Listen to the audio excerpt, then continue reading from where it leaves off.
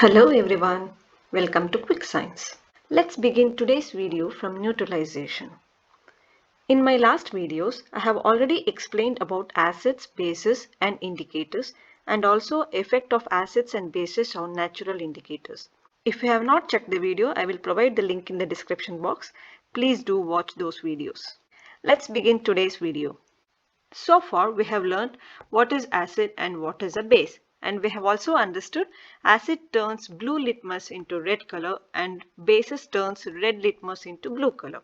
So let us see what happens when an acid is mixed with a base. To understand this, we will be using an indicator called phenolphthalein. Phenolphthalein is a synthetic indicator. To perform this test, first you need to take a test tube and fill 1/4 of the test tube with dilute hydrochloric acid. So HCl is nothing but hydrochloric acid. You need to fill the test tube with dilute hydrochloric acid. To the same test tube, add 2 to 3 drops of phenolphthalein indicator. After adding phenolphthalein indicator to the test tube, you need to stir the test tube and you have to observe for the change in color of the acid. To this acidic solution, add sodium hydroxide. Sodium hydroxide is represented by NaOH. You need to add sodium hydroxide to the same acidic solution.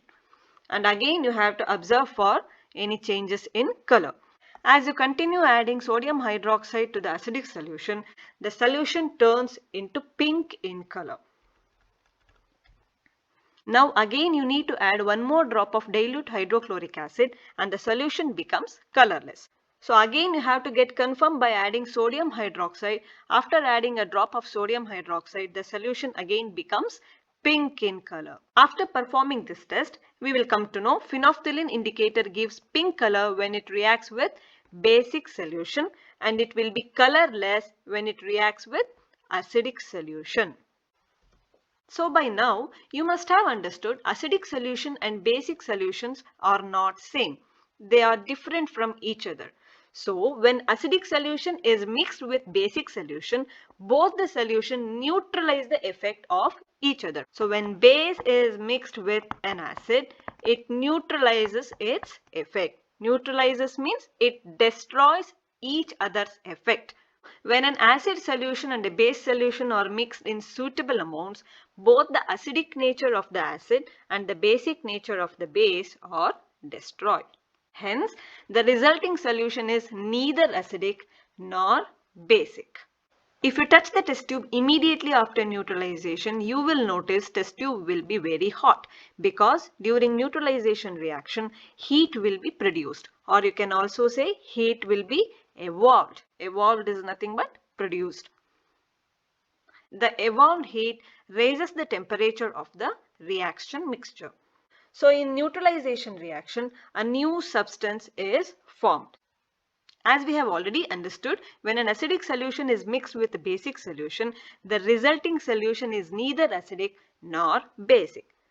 So in neutralization reaction, when an acid and base is reacted, it results in the production of a new substance. So that new substance is called salt. The produced salt, it may be acidic or basic or even neutral in nature. We can define neutralization like this. The reaction between an acid and a base is known as neutralization. During neutralization, salt and water are produced. In this process, the heat is evolved. You can represent neutralization process in a reaction form where an acid and a base is reacted and that results in the formation of salt and water. So during this reaction, heat will be evolved. So let's see an example for neutralization reaction. A common salt that we use at home is sodium chloride, right? So let's see how the sodium chloride is produced. When hydrochloric acid, that is HCl, is reacted with sodium hydroxide, that is NaOH. When hydrochloric acid is reacted with sodium hydroxide, it results in the formation of a salt.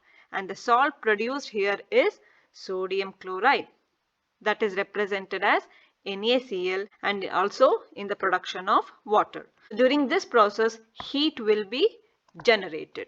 You can also write this reaction as HCl plus NaOH, that results in HOH gives you H2O because 2 hydrogen and 1 oxygen, and it results in a salt formation, that is NaCl.